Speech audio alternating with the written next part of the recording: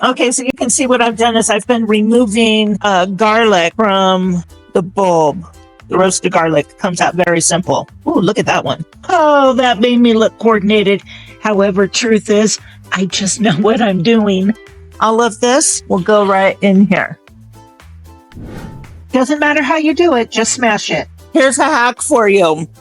If you have butter that you need to soften in a hurry, this is what you do.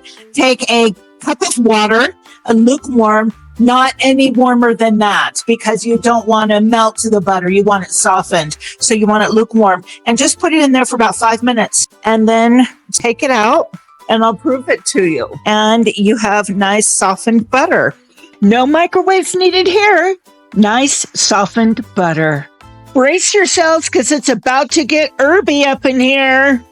Spices. Gosh, that all smells so good together. Garlic, butter, cracker. This is not a drill. Slather time, baby. Let's go. You would smell like I do.